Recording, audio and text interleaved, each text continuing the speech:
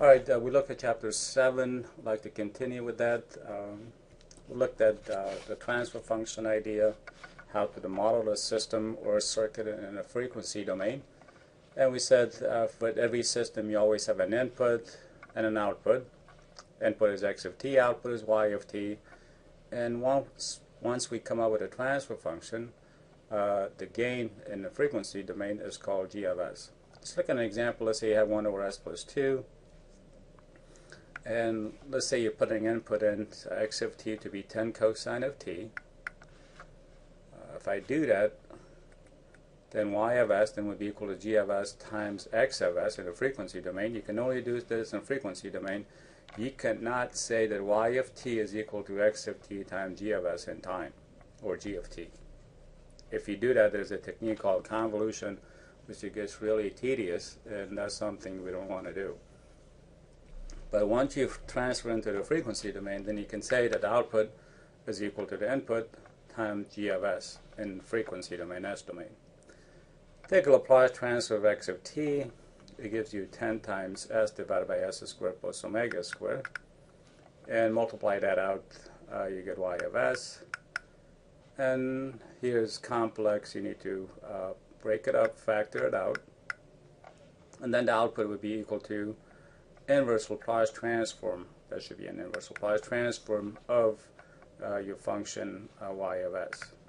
So you break it up just like we did when we discussed chapter 5, Laplace transform. You get two partial fraction, b a over s plus 2 plus b over s minus j100 and then b conjugate over s plus j100.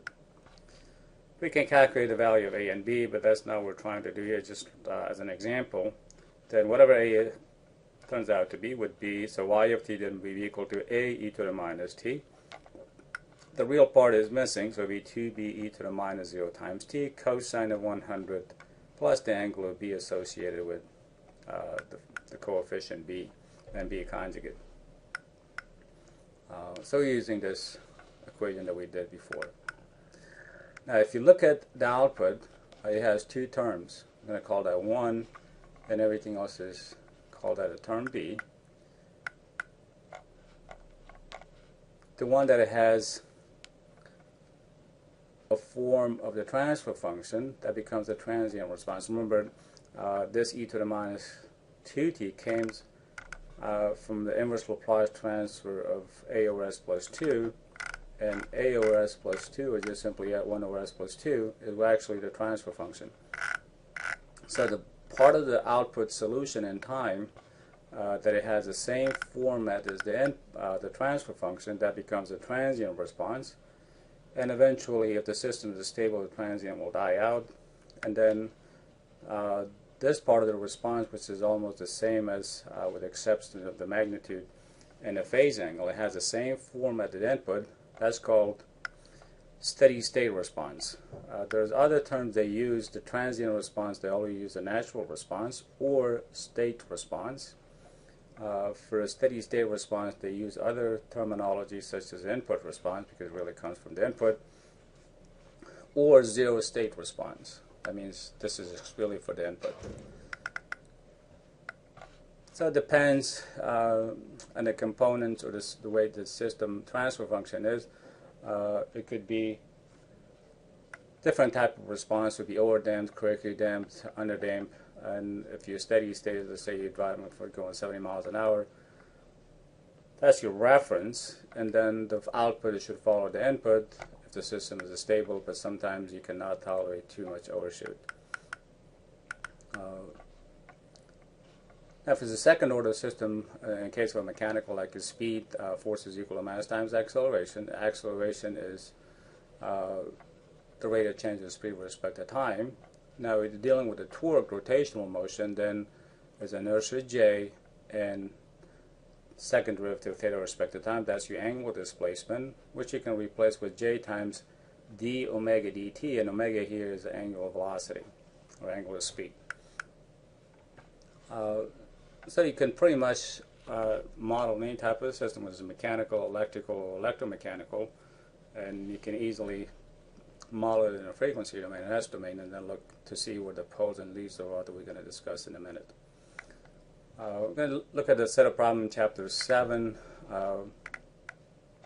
Please take a look at those, and we'll also have the solution posted for you. I'm going to go over some of them in the lecture. So for whatever your transfer function, we always have some people, they use TFS or GFS. It's the same thing. You have input-output. Now the transfer function GFS in general, it has some general form. It will be some polynomial in S with a sub n or the constant coefficients divided by some polynomial in S with the b coefficients. Now usually m is much greater, at least greater or equal to n. So if you have a second order system, the numerator would be first order, the denominator would be a second order polynomial for any physical realizable circuit or system.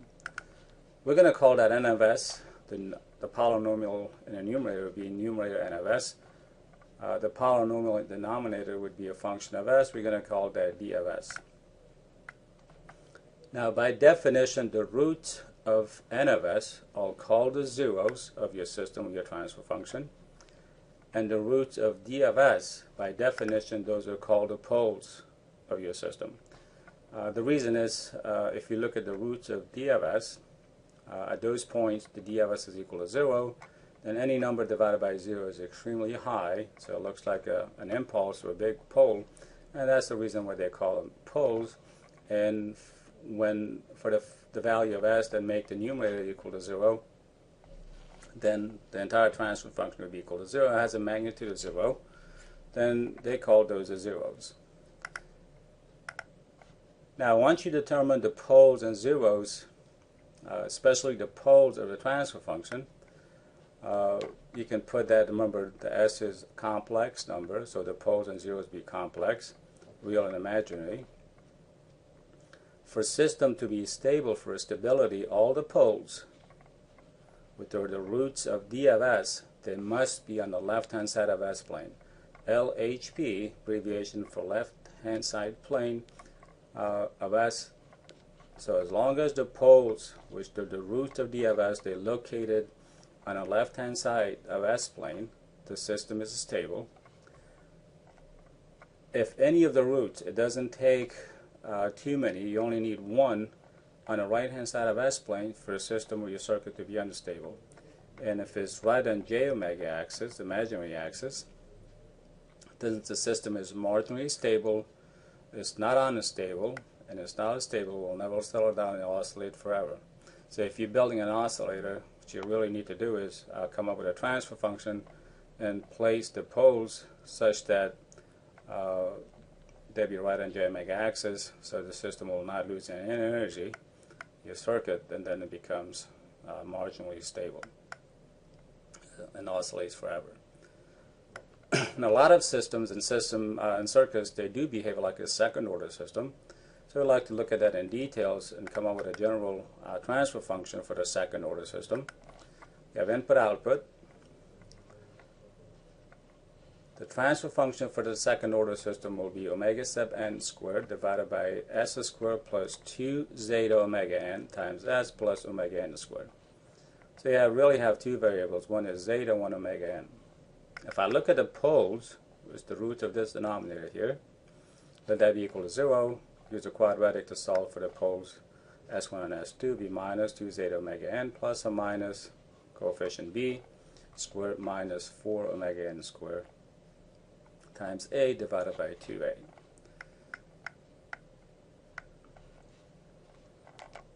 Now if you square this, you get 4 zeta omega n squared minus 4 omega n. You can take the 4 outside radicals, becomes 2, 2, 2, and 2 will cancel out. And then omega n you can factor out, take it outside radical. Then you only left with zeta squared minus 1 square root of it. So those are the poles of the second order general form. Let's call that equation 1. Zeta, by definition, is called a damping factor. That really controls the percent overshoot. As long as zeta is greater than 1, the system is not going to oscillate. And you can see right here, if zeta is greater than 1, the roots are not complex, they're not imaginary, and they be on the real axis. So as long as the poles are on the real axis with no imaginary part, they're real numbers, then the system will not oscillate. When zeta is equal to 1, this term will drop out. The poles are identical, those are called repeated poles, and then the system would be critically damped. And then if zeta is less than 1, the system is going to oscillate because the poles are complex. And remember, when we did inverse Laplace transform, when the poles are complex, when you did a partial fraction, if you come out with a complex factors, then you're definitely going to come out with a sine and cosine or exponential sine and cosine decaying functions. Omega n is called undamped natural frequency. If there's no damping, the system is going to oscillate with that frequency. So there are three cases. Case 1, if zeta is greater than 1, the system is overdamped. There are two simple poles, S1 and S2. If zeta is equal to 1, the system is critically damped, and the poles are repeated. They'd be right on top of each other. And finally, if case 3, if zeta is less than 1, as we discussed, the roots or the poles would be complex conjugate, and the system is underdamped. There are two complex poles. So zeta is less than 1, I can factor out a minus 1. Square root of minus 1 is j, so it'd be plus or minus j. But now zeta is less than 1, this number is positive quantity. We're going to define another term called omega sub d, which is damped natural frequency, which is equal to this term right here. The coefficient of j, we're going to call that omega sub d. That's damped natural frequency. The system is going to oscillate with that frequency. If that's the coefficient of j, remember that was b, and this was a. So whatever the coefficient of j is, that gives you a damped natural frequency. So if I look at the poles and zeros location, this is zeta omega n, which is the real part, and then plus or minus j omega d, this is your omega d. So this is where the poles are located if they're complex. This vector right here, if you calculate it, that's equal to omega n. So as long as zeta omega n, or as long as the real part is on the left-hand side of S-plane, the system is going to damp out, and this controls the time constant for the system. So it's going to oscillate, but it will be damping out because of the real part. If the real part is missing, then there's no damping, and the system is going to oscillate forever. Let's look at a case. A simple example would be RLC circuit. If zeta is less than 1, then omega n is the square root of 1 over LC. And if you put a 10 volts in, the system is going to oscillate, but we need to make sure zeta is less than 1. We talked about this back in chapter 6. If you come out with the poles of or you come out with a transfer function, which is output impedance, which is 1 over SC divided by the total impedance, and you can look at the coefficient and to see how they're related to actual components. But omega n has to be equal to 1 over square root of LC, and you can calculate zeta.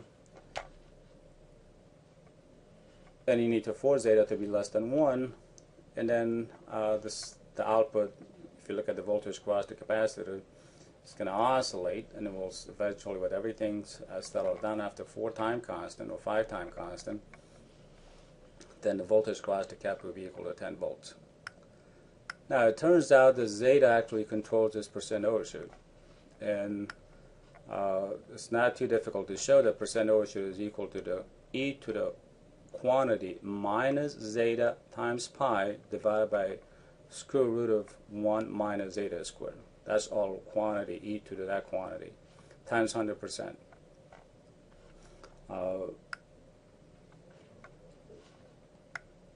Now, if you're putting an impulse or just a step function in, then you can do this right here, but sometimes, in this case, your steady state response is equal to 10. It's not equal to 1. It's not a step function. Then the percent overshoot is defined to be v sub 0 infinity, that's a steady state, minus v sub 0 peak divided by v sub 0 infinity. So you're really looking at that percentage right there, times 100%. Now the settling time, is equal to 4 time constant in systems and circuit, but in electronics and circuit we always consider 5 time constant. That's called 2% criteria. And then you have 5% criteria, which is 4 times the time constant. It takes 4 time constant to reach within 95% of the final value. So if you take the time constant to be, again, 1 over zeta omega n, it gives you a time constant, and then 4 times that would be equal to, it's called 2% criteria. That means the output will reach within 98% of the final value. 5 time constants is almost 100%, 99.32, but a 4 time constant is 98.16. But the rule of thumb is you always use 5 time constant unless it's considered to be 4 time constant or 2% criteria, then you use 4 time constant. It turns out, as you see from this equation right here, that zeta actually does control the percent overshoot. And it turns out if once zeta is fixed, omega n actually controls the settling time. So T sub s is settling time. That's where the system is going to reach the steady state. So zeta controls the percent overshoot, and omega n controls the speed of the response. Look at an example. Let's say you have a transfer function g of s, which is 1 over s squared plus 2s plus 2. This is your omega n quantity square, and this is your 2 zeta omega n. So from those two coefficients, you can calculate what zeta and omega n's are.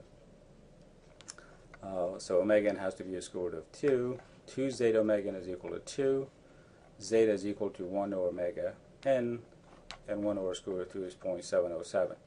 So as zeta is less than 1, then the system is underdamped, and it will oscillate. So if I look at the poles, let the denominator be equal to 0, you come up with minus 2 plus or minus square root of 4 minus 4 times 2, it's 8, divided by 2, that gives you minus 1, plus or minus square root of minus 4, that's minus 2j, divided by 2 give you plus or minus j.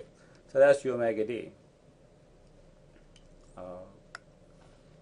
And this quantity right here is zeta omega n. So you can calculate what zeta omega n is, and then you can calculate omega n is. So this is 1 and this is 1. If I calculate omega n, it's always this vector is equal to square root of 1 square plus 1 square root of it is equal to square root of 2, which you already have that. So either you look at the pole location to calculate omega n, or you just get it directly from your transfer function. Either way is fine. So the time constant is equal to 1 over zeta omega n, which is equal to 1 second. So for that system, it takes about 4 seconds if you use 2% criteria. So the output reaches with 98% of the final value.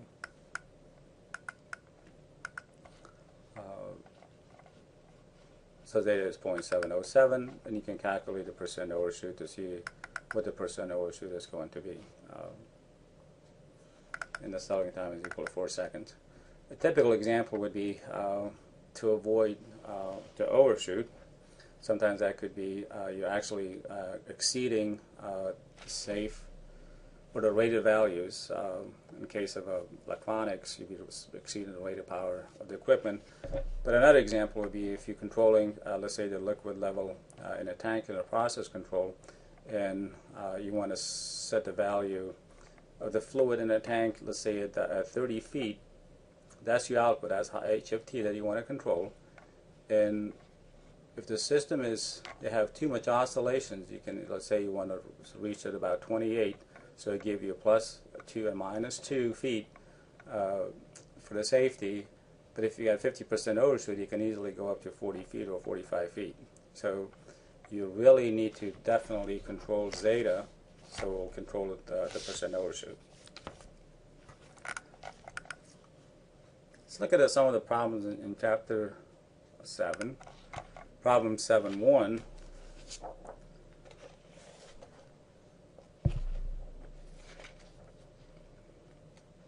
pages 301. It says determine the transfer function and the impulse response of the RC circuit in figure 7.1, and the input is V1 and the output is V2. So you put everything into the S domain. 5 would be 5, 1 over 0.1, 1 over SC will give you 1 over 0.1, it gives you 10 over S. And then once you put everything in S domain, now you can do a voltage divider. Again, please be careful. You cannot do voltage divider rule in time because you're two different characteristics. But once you put in S domain, you've already took care of that in S domain, so then you can treat it like a simple DC circuit. So the output, V2 of S, would be equal to the input times the impedance, 10 over S, divided by the total impedance. Multiply top and bottom by S to get rid of the S, to give you 10, and then 5S, then plus 10. Make the coefficient of S is equal to 1, divide top and bottom by 5, it gives you 2 over S plus 2, that's your transfer function. It's also asked you to calculate the impulse response of the RC circuit. Well, this is what we have. This is your remodel the system, so you put in the block diagram, it's 2 over S plus 2. Now the impulse response means that put an impulse into the output and look at the output V2, that's called impulse response.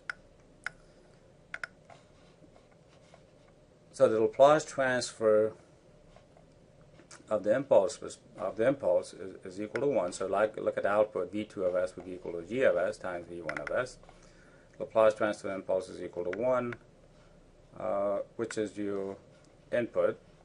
So input V1 of S, then it will be Laplace transfer of the impulse function, which is equal to 1. So therefore V2 of S just simply is equal to G of S. So V2 then would be equal to V2 of T would be equal to G of T if you take inverse Laplace transfer of this, would be equal to inverse Laplace transfer of G of S. So to determine the impulse response of a given system, all you have to do is take the inverse Laplace transfer of the transfer function. So G of T then would be equal to impulse response, which is equal to inverse Laplace transfer of the transfer function, which is 2 over S plus 2. Well, that's directly in the tables. They give you G of T is equal to 2 e to the minus 2t. That's your A, which is a minus 2. You always take 1 over this, that gives you the time constant for the system. So time constant is equal to 0.5. So the system is going to settle down after 4 times that, which is about 0.5. It reaches with a 98% of the final value. So if you simple RC circuit, put an impulse and you close the switch, as soon as you close the switch, the voltage goes out the cap. It's not going to change instantly. It's going to charge up.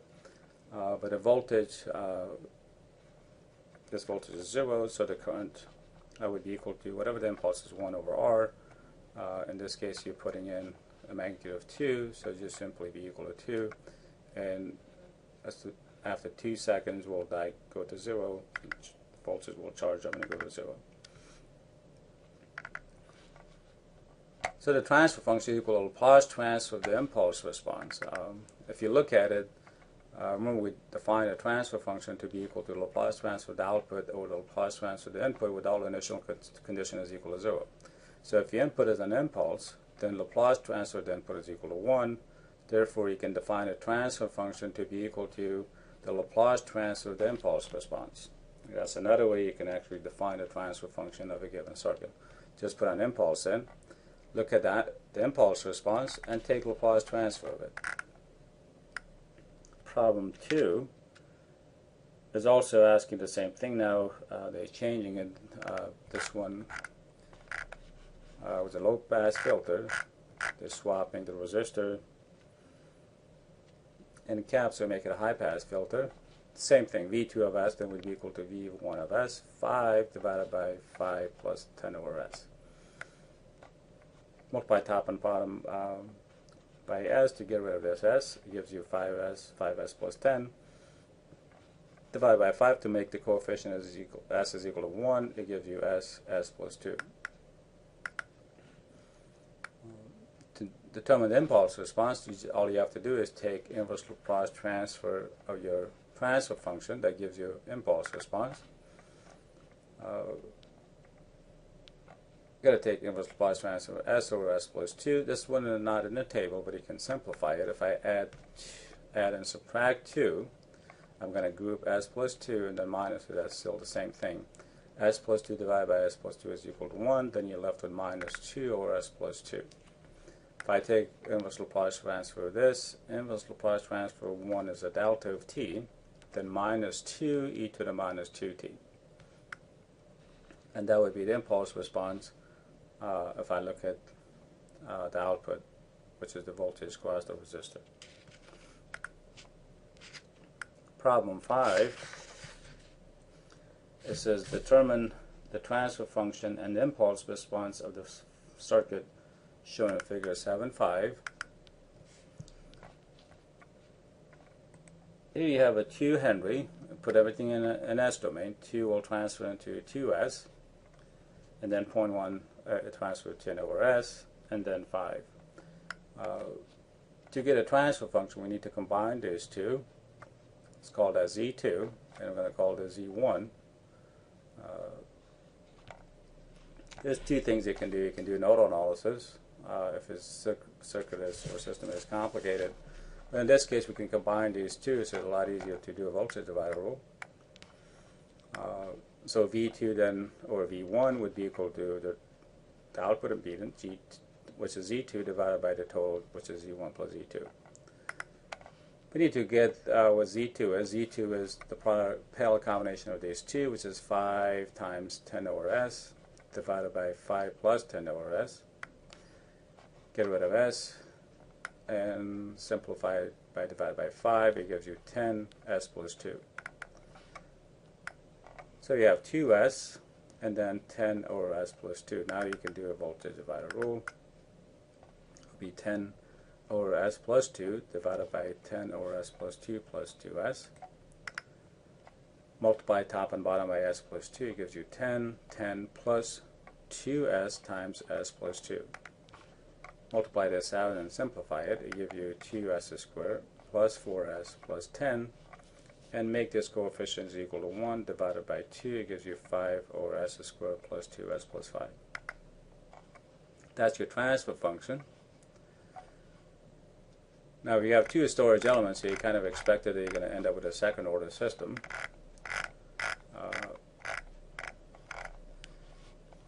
And to take part B, to take the inverse Laplace transfer of this to give you the impulse response, you take inverse Laplace transfer of this.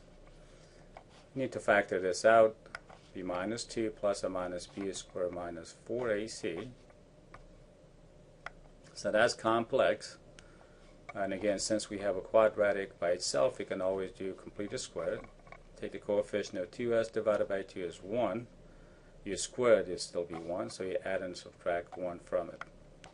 The first three terms will give you S plus 1 squared. Whatever is left over, which is 5 minus 1, that gives you 4. Take the square root of that. It gives you 2. Then so it would be 2 quantity squared. And whatever this number is, you got to have the same thing in the numerator, so you'll be able to look it up in a table. So I have 5. I need to have 2 in here. So multiply this by 2 and divide it by 2. So 2 and 2 will cancel. You still have 5. You can take that outside the Laplace transform. So you're left with 2 divided by S plus 1 squared plus 2 squared. That's the exact format as exponential sign. So that's your omega. You got to have omega squared here, and then S plus A quantity squared. Omega is 2 and A is equal to 1. So you end up with 2.5 e to the minus t sine of omega, which is 2t. So if I look at that circuit here and put an impulse in and output the voltage across the resistor, that's exactly what you're going to get. You get an exponential sign. It's going to start out with 0. It will go to peak value, and then eventually loss, it will go down to 0. And that should be clear because if if you put an impulse in here, coming in and switch it close it and open it instantly, then after a transient, the cap is going to discharge. If the discard is short-circuited, so you expect to see a 0 on the output. And that's exactly what happened with this term right here. When the time t is equal to 0, then the voltage is 0, but it will oscillate and will go down to 0 after the coefficient of t. That's your time constant, because that's the real part of the complex poles. If you look at the poles in here, it really gives you -1 plus or minus 2j. So 1 over the real component, which is 1, it gives you a time constant. So you have a time constant of 1, and about 4 seconds this thing will reaches with a 98% of final value, which is 0. Alright, those are the problems that we looked at. We looked at a few other ones last time. We'll stop here and have this posted, and then we'll continue with this.